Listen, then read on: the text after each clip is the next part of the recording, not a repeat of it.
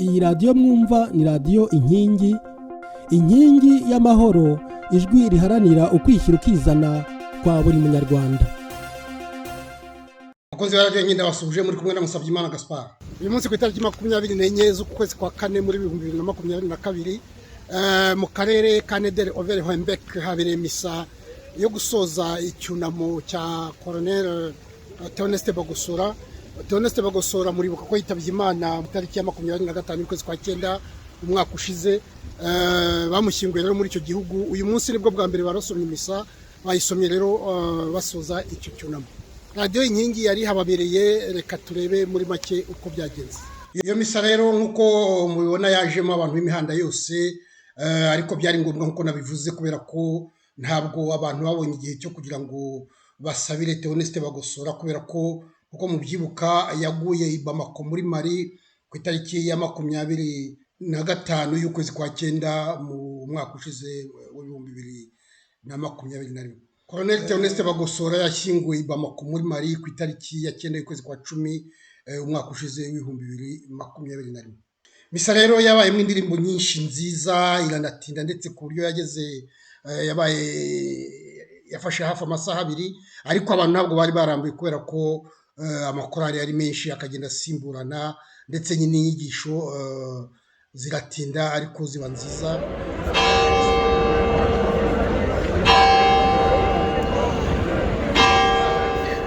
Misa rero irangiye, abari bayirimo bagiye kwiyakira, niho hatanze ubuhamya bwinshi cyane, ndetse naho abantu bo mu muryango bavuze kuri Colonel Theoneste Bagosora. Theoneste Bagosora ari mu ntoki. Theoneste Bagosora yavutse hariya ku Gisenyi, niho yavukiye ahantu hitwa Imurenge, ubu rero ni muri za Rubavu mu Nyito Nshya. Yavutse rero ku itariki ya 16 y'ukwezi kwa 8 mu 1941, yitaba Imana kuri 25 z'ukwezi kwa 9 umwaka ushize wa 2021. Ni ukuvuga rero ko yatabarutse afite imyaka 80. Bagosora Theoneste yize amashuri yisumbuye mu seminari nto yo ku Nyundo, ayirangije ajya mu ishuri rikuru rya gisirikare, yinjiyemo muri 64. Yagiyemo rero ari muri promotion ya 3, ni ukuvuga ko ishuri rikuru rya gisirikare ryari rimaze kugira impushya 3. Abambere barimo Habyarimana Juvenali, abakabiri nabo barahita, aba gatatu rero bize muri iryo shuri ni Theoneste, ni Lizinde Theoneste, ni Mugabo Emmanuel, ni Shizirungu Anselme, ni Havugwintore Mathias, Bangamwabo Stanislas na Mbonampeka Stanislas, na Bagosora Theoneste. Rero murumva niyo promotion yabo ya 3 yo mu ishuri rikuru rya gisirikare. Theoneste Bagosora yarangije ari suretona muri 64. Murumva ni igihe inyenzi zateraga igihugu. Murumva rero ko yahise ahura n'umuriro kuko yagomba kujya ku rugamba kurengera igihugu. Muri 81 yagiye kwiga mu Bufaransa, nicyo bita brevet d'études militaires supérieures, ayikura mu ishuri ryitwa Institut de Hautes Études de Défense Nationale. Nuko ko yabonye diplome y'ikirenga mu byerekeye bya gisirikari, ayikuye mu ishuri rikuru rya gisirikare ryigisha ibyo kurengera igihugu. Muri 89 niho yabayeho ipeti rya colonel. Muri 92 niho bamugize directeur de cabinet muri ministeri y'ingabo. Ni ukuvuga rero ko yari umunyamabanga mukuru muri ministeri y'ingabo. Hanyuma kuri 23 z'ukwa 9 muri 93 niho yagiye mu zabukuru.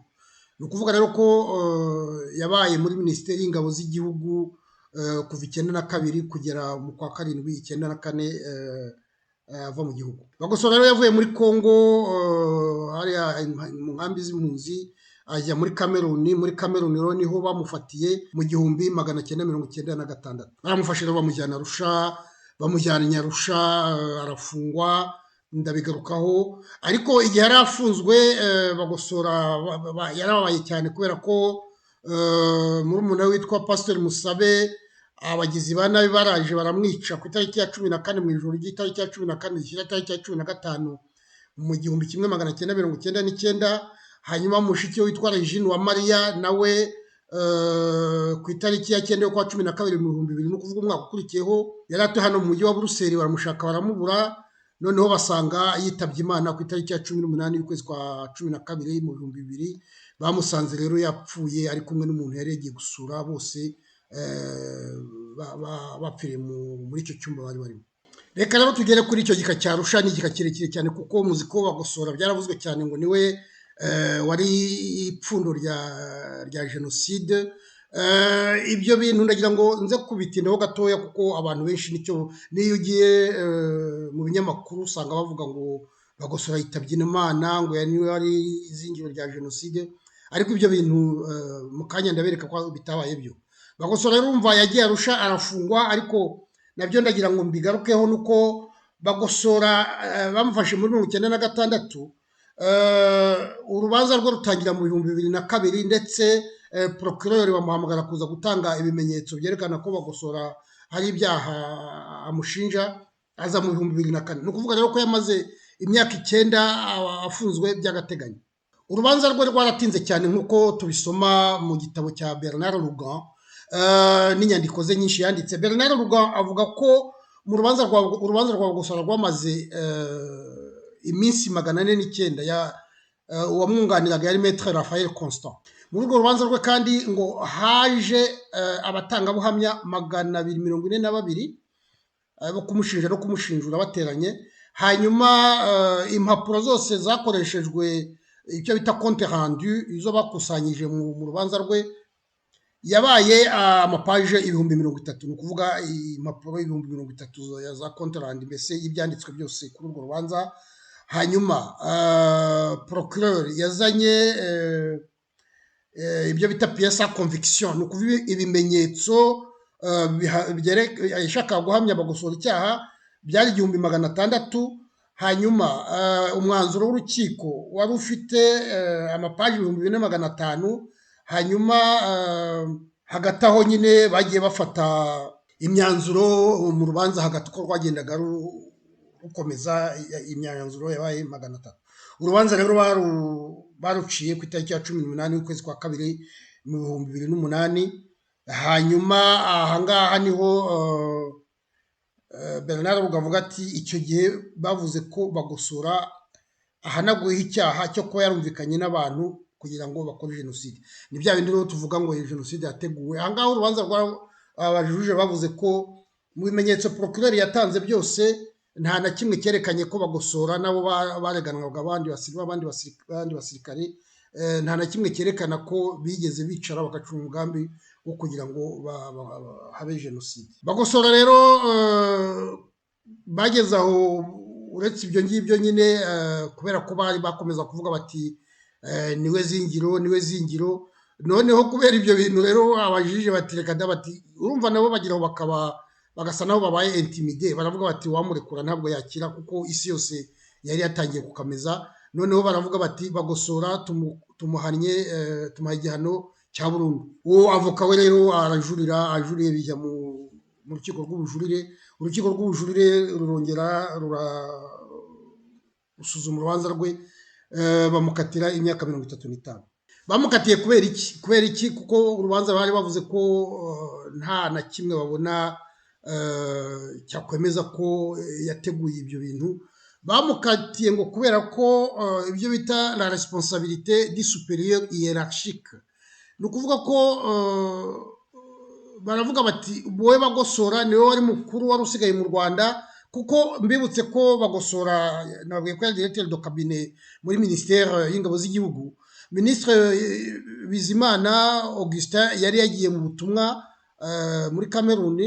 Nababwiye ko General Nsabimana wategekaga Etat Major, umugabo w'ingabo, yari yagiye i Dar es Salaam ari kumwe na perezida nawe yari yagiye i Dar es Salaam. Ni ukuvuga rero ko mu bakuru bategekaga ingabo Bagosora niwe wari usigaye. Rero niyo mpamvu bavuga bati abo bose bicanye, wari umukuru w'ingabo niwe wari usigaye, washobora kubabwira bagahagarika ubwicanyi. Nibyo bita la responsabilité du supérieur hiérarchique. Ni nko kuvuga bati wari mukuru niwe wagomba gutanga amategeko, ubwicanyi bugahagarara. Ibyo rero nibyo byatumye bamuhana. Mu kanya ndabasomera uko urukiko rwabivuze. Ariko icyo nshaka kubabwira ni uko ibyo bintu byo kuvuga ko Bagosora ari wari izingiro rya jenoside, ngira ngo byavuye cyane cyane mu Banyamerika, kuko mu gitabo cye Bagosora burya hari igitabo yanditse nuko batigeze bagitangaza, afite igitabo yanditse cyitwa l'assassinat du président Habyarimana ou l'ultime opération Tutsi pour sa reconquête du pouvoir par la force au Rwanda. Iki gitabo cyo kitigeze gitangazwa ni nko kuvuga ati urupfu rwa Habyarimana, kuba barisha Habyarimana, cyangwa se igikorwa cy'ubushorishori cyakozwe kugira ngo abatutsi bongere bafate igihugu bakoresha imbaraga mu gihugu cy'u Rwanda. Iki gitabo rero yacyanditse ku itariki 3 niho yagitangaje ku itariki 3 z'ukwezi kwa 10 mu 1995 ari muri Cameroon. Iyo nyandiko irahari, nzayibasangiza umunsi umwe. Ikindi nabibutsa nuko nanone Bagosora intambara itera muri 90 niwe wari komanda wa Kanombe, no kuvuga rero ko nubundi yahise ajya ku rugamba. Murumva ko naho uretse muri 64 nyine ko yahuye na biriya by'inyenzi, ariko no muri 90 naho yategeka kiriya kigo cy'Ikanombe muziko ari cyari gikomeye. No kuvuga rero ko naho yarongeye ahura n'intambara. Ngarutse nyuma gato kandi nababwira ko Bagosora yagiye muri ya mishyikirano y'amahoro yabereye Arusha, cyane cyane mu gika cyarebaga ibyo kuvanga ingabo. Icyo gihe rero yagiyeyo naho basa naho bongeye kumutekinikira, baravuga ngo Bagosora ngo basanze ngo yavuze ngo ko nataha ngo azakora apocalypse, ngo ukuvuga ko ubwo agiye gutaha agasubira mu Rwanda ngo azakora ngo ibintu by'icuraburindi. Ariko babikoraga kubera ko yari yarabonye ko ibintu barimo ko bariya ba FPR batashaka amahoro, ko bashaka gufata ubutegetsi bwose ku ngufu. Cyane cyane ngo byagaragaye igihe bavuga ko bashaka kuzana abasirikare 600 mu mujyi wa Kigali. We ngo yari yarabonye ko ari ikintu kimeze nka cheval de Troie. Cheval de Troie ni ibintu biba mu bintu by'abagereki. Ibyo bintu by'abagereki nako ni ibintu by'abaromani, abaromani n'abagereki ngira ngo. Cheval de Troie rero uwo mujyi wa Troie abaromani barabarwanyije, barabarwanya, barabatsinda. Noneho abo bantu batuba baravuga batumva mwadutsinze, reka tubaha impano. Baravuga bati tuzabazanira impano, ikintu cy'indogobe ikoresheje zahabu, ibintu nk'ibyo nziza cyane. Ariko noneho bakora ikintu kingana umusozi, bapakiramo abasirikare n'amacumu yabo, baraza bagitereka mu mujyi wa Roma rwagati. Baravuga bati ngiye impano tubahaye rwose, ntabwo tuzongera kurwana, tubonye amahoro. Noneho baranywa bakora umunsi mukuru, bati ba bantu twatsinsuye baje kutwunamira, twarabatsinze. Igihe rero igicuku kinishye abasirikare basohokamo, batera umujyi wa Roma barayirimbura, barayifata. Nawe rero yavuga ati bari abasirikare ni cheval de Troie, niyo ndogobe ya Troie. Mbese urumva yari yarabibonye, kuko utohoje mu makuru muzi ko FPR yazanye abasirikare 600, ariko byaje kugaragara ko yazanye abantu barenga 3500, baterana nabo abatekinisiye bajya bavuga bamwe. Nanone Tito Rutaremara ajya avuga n'abandi benshi bavuga. Urumva rero ko umujyi mbese wari waragoswe mbere nuko na FPR ituruka ku murindi ikaza igatera igihugu. Nari nabwiye ko ngaruka ku rubanza rwe rero yareganywe na General Gracian Kabirigi, areganywa na Colonel Aloys Ntabakuze, hanyuma areganwa kandi na Colonel Anatole Nsengiyumva. Urwo rubanza rwabo rero urumva bari mu gikundi kimwe. Nababwiye ko Bagosora bagiye mu bujurire bakamuha imyaka 35, General Kabirigi bakamuhanaguraho icyaha. Aloys Ntabakuze nawe bamukatira imyaka 35, muzi ko yategekaga batayo parakomando. Hanyuma Anatole Nsengiyumva wari ushinzwe ubutasi mu gisirikare ndetse agategeka no ku Gisenyi, bamuhaye imyaka 15. Icyo navuga rero muri urwo rubanza rwabo nuko ibyo bashatse kugereka kuri Bagosora byose ntabwo byafashe. Mu rubanza rwe rero nkuko tubisomamo, baravuga ngo mu rubanza rwaciwe ku itariki 18 y'ukwezi kwa 12 mu 2008, baravuga ngo Bagosora nabo bareganywe 3, ngo urukiko rwigijeyo ibyo bita planification du génocide, no kuvuga itegurwa rya genocide. mu nyandiko y'urwo rubanza rero nk'uko tubisomamo baravuga bati mu gika muri paragarafu ya 21 ni ukuvuga igika cy'urwo rubanza, inyandiko y'urubanza, baravuga ngo en conséquence la chambre affirme qu'elle n'est pas convaincue que le procureur a établi au-delà de tout doute raisonnable que les 4 accusés se sont entendus entre eux ou avec d'autres en vue de commettre le génocide préalablement à son déclenchement au 7 avril 1994. Avuga bati urukiko mu bushishozi bwarwo ntabwo bwigeze bwemera ko procureur ni ukuvuga umushinjacyaha ibyo yavuze ko bariya bashobora kuba baricaye bakanoza umugambi wo gukora jenoside ko ibyo bintu atari byo. Muri urwo rubanza nanone mu gika cya 2025 barongera bakagaruka kuri ibyo ngibyo nyine bavuga ibintu byinshi, ingingo shingiro zerekana ko habaye itegurwa rya jenoside. Icyo gihe rero baranditse, mwana bisoma kuri murandasi, urubanza rwaba gusura nabo bareganwe rurahari, ni rurerure cyane, ni n'amapaje hafi 4,000, ntabwo byoroshye kurusoma. La chambre relève qu'à l'appui de l'accusation d'entente par lui portée, le procureur invoque certains éléments de preuve ou faits présumés essentiels établissant que bien avant 1994, les accusés avaient commencé à s'impliquer dans la planification et dans la préparation du génocide. À cet égard, il fait référence en particulier aux travaux de la commission chargée de la définition de l'ennemi, ainsi qu'aux réunions subséquentes de militaires au cours desquelles cette définition de l'ennemi a été utilisée. Hanyuma, aux propos tenus par Bagosora en 1992, à l'effet de savoir qu'il planifiait de déchaîner l'apocalypse. Hanyuma, aux organisations clandestines, aux mises en garde lancées par Jean-Pierre, ainsi qu'à la lettre anonyme faisant état de l'existence d'un plan machiavélique à la confection de listes de personnes à exécuter, de même qu'à la création, à l'armement et à l'entraînement de civils. Murumva ibimenyetso baheragaho byose byo kuvuga ko habaye itegurwa, baravuga bati habaye inyandiko yerekanaga umwanzi uwo ari we, hanyuma hakaba amagambo ngo Bagosora yavuze avuga ko agiye kuzakora jenoside, bambe kuzakora apocalypse, ni ukuvuga ko agiye kuzakora icuraburindi. Hanyuma akavuga ko hari imitwe y'ibanga y'ubugizi bwa nabi. Hanyuma akagaruka kuri wa muntu witwa Jean Pierre wavuze ngo niwe uzaho intwaro zari zihishe. Hanyuma bakavuga ibaruwa idasinye yavuga ko hari umugambi utegurwa. Hanyuma bakavuga ko hari amalisite y'abantu ngo bagomba kwicwa, hanyuma no guha intwaro abaturage. Hanyuma rero mu gika cya 21/13 ni ukuvuga 2113, toutes ces allégations ont été jugées non crédibles pour fonder la thèse de planification et d'entente avant de commettre le génocide. Biriya byose rero berekana ko nta na kimwe gifatika cyerekana ko bateguye jenoside, kuko murabyibuka ndetse mu gitabo cya Bernard Lugan rero muri icyo gitabo cye cyitwa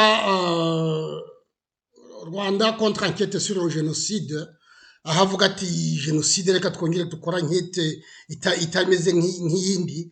Avuga ko ibyo bintu byo kuvuga ngo nk'ibintu avuga ati kuba abasirikare baricaye bakandika bakashaka kumenya umwanzi uwo ari we, aravuga ati ibyo bintu rwose nibyo, kuko uri umusirikare nyawe nta kuntu utakwicara ngo mbere yo kujya kurwana umanze umenye umwanzi uwo ari we. Ati ntabwo rero ari icyaha. Yaragiye rero kubera ko yabaye umuntu w'umu expert mu manza za Arusha, niwe babwiye bati ngwino usobanura ikibazo cyo mu Rwanda. Ibyo bintu yarabisobanuye, aravuga ati iyo nyandiko abasirikare bakoze yo kumenya umwanzi uwo ari we, ati ni ibintu bigaragara, ati ahubwo iyo batabikora ntabwo bari kuba ari abasirikare. Urubanza bambe abajije rero baramukurikira bavuga ati ibyo uravuga nibyo, n'ibindi bimenyetso byose bagiye babisenya ku buryo bitafashe, ndetse Bernard Rugan arandika akavuga ngo kuri 27 y'ukwezi kwa 9 umwaka ushize nyine yaranditse nyine ubwo yavugaga ko kuri biriya bya Bagosora avuga ngo l'artificielle construction idéologique du procureur s'est effondrée comme un château de cartes car le jugement a fait voler en éclats les bases de l'histoire officielle postulant que le génocide avait été programmé. Aravuga ati ibyo procureur yari yarapanze avuga ko jenoside yateguwe, ati byabaye nk'inzu yubakishije ibikarito muzi ko umuyaga yuhushye hita isenyuka n'ibindi ngo niko byagenze. Kuri kiriya rero bavuga ngo nacyo procureur yarakizanye avuga ati Bagosora, ikindi cyerekana ko ari we wari kizigenza muri biriya byo gutegura jenoside, yazanye biriya bintu byo kuvuga ngo Bagosora yaravuze ngo avuye Arusha ngo yaravuze ngo ndagiye ngo ngiye gukora apocalypse. Hari umuhungu wo muri FPR Inkotanyi wasekeje ngo yaragiye ngo abwira Habyarimana ngo mon general ngo mvuye Arusha ngo ariko ngo na apocalypse ngo ndakatora mama, ariko ndavuga nibyo murahimba, nibyo yahimbaga icyakora nibyo bya apocalypse babihimbye nyine kubera ko Bagosora yagiye Arusha baramwishisha kubera ko yabonaga amayeri yawe yose, noneho rero bamuhimbira ibyo bintu byose. Ariko hano naho baravuga ngo à propos de l'apocalypse qui a défrayé la chronique, baravuga bati ibintu bya apocalypse bavuga kuri Bagosora ndetse byavuzwe cyane. Le procureur qui a allégué que Bagosora avait déclaré à Arusha qu'il rentrait à Kigali pour déclencher l'apocalypse, aravuga ati procureur yari yavuze ngo Bagosora agiye ngo aratashye ngo ariko nagera i Kigali ngo azakora apocalypse. Le procureur a présenté un cadre important du FPR qui prétendait être témoin direct de ces propos attribués à Bagosora. Procureur yazanye umutangabuhamya wemeza ko uvuga ati ngiye ibyo ngibyo nabyumviye nje kubihamya. Procureur amuzana mu rukiko. Ce témoin a été jugé non crédible. Urukiko rero ngo uwo muntu yaragiye baravuga bati none urabeshya, ntabwo yabaye crédible no kuvuga ko batamwemeye. Dans le jugement du 18 décembre 2008, kuvuga muri rwa baca urubanza basoma urubanza ku itariki ya 18 y'ukwezi kwa 12 mu 2008, la chambre a ainsi conclu. Urukiko rwavuze rutya: la chambre relève que sur la base de propos qu'il aurait tenus devant un membre de la délégation du FPR dans le cadre d'une session de négociation menée en vue de la conclusion des accords d'Arusha, le procureur fait valoir que dès la fin de 1992, Bagosora entendait préparer l'apocalypse. La Chambre fait toutefois observer qu'elle n'a pas tenu pour crédibles les éléments de preuve produits à l'appui de cette allégation. Ni ukuvuga ko Bagosora procureur yazanye uwo muntu wo muri FPR ngo wari warumvise ko Bagosora yavuze ko hazaba apocalypse ko agiye kuyitegura. Uwo muntu rero ngo yaraje aravuga, noneho urukiko ruvuga ko ibyo yavuze babiteje agaciro ko nta shingiro bifite, ko babonye ari ibintu by'ibifitirano. Mbese uru rubanza narugarutseho kugira ngo mburishe ko Bagosora n'ubu ngubu abantu benshi abanyamakuru ntibajya bakunda kwivuguruza, baracyavuga ko Bagosora yavuze ko hazaba apocalypse, ko ari we wari cerveau di génocide, no kuvuga izingiro rya jenoside. Ariko ibyo byose mbabwiye ko batashoboye kubyerekana. Bagosora rero yapfuye nta kintu yagirizwa uretse kuvuga ko nyine yategekaga ari we wari mukuru, ngo akaba atarashoboye guhagarika ubwo bwicanyi. Ariko muri iriya nkundura umuntu wari kubihagarika sinzi yari guturuka, cyane cyane ko FPR yari yakajije umurego, abantu bavuga bati turashize, bagerageza kurasa abandi bakarasa. Mbese urumva byari intambara n'intambara nyine, ntabwo ari ibintu byoroshye. Icyo nashaka kubabwira ni uko ibi bintu by'urubanza rwa Bagosora bitinzeho kugira ngo mbabwire ko abantu bose batanze ubuhamya bavuze ko Bagosora yari umuntu w'umugabo, mu mico ye akaba ari umuntu ukunda ukuri, akaba ari umuntu ngo wacishaga make, ariko akaba atava ku ijambo yemeye. Abantu benshi baramushimye, cyane cyane abiganye nawe, uriya Stanislas Mbonampeka yari ahari, yiganye nawe nababwiye mu basirikare barangije hamwe, bose bamuvuzeho byiza, kandi no muri ibyo ngibyo bavuga ko yaba yarateguye jenoside ntabwo ari byo, kuko ubuhamya burahari bwinshi bw'abantu bagiye bavuga ko yabatabaye. Ndibuka nk'umugabo witwa Yohani Mbanda yigeze kubivuga ndetse aranabyandika igihe kirekire kuri za murandasi, avuga ko Bagosora yabatabaye n'umuryango we. Ni benshi rero yagiye uko yashoboye, yagiye abakiza aho kugira ngo abicishe. Uwo munsi wakomeje kuba mu buhamya bwinshi, ari abagabo ari abagore, bose bahurizaga ku kintu kimwe, ko yari umuntu w'indashyikirwa, yari umusirikare nyawe, ariko akaba n'umuntu w'umubyeyi mwiza, ko asize abana benshi n'abuzukuru. Maze rero icyo umuntu yavuga ni uko Bagosora Imana ikomeze imuhe iruhuko ridashira. Ngaho mwirirwe, mwari kumwe na Musabyimana Gaspard.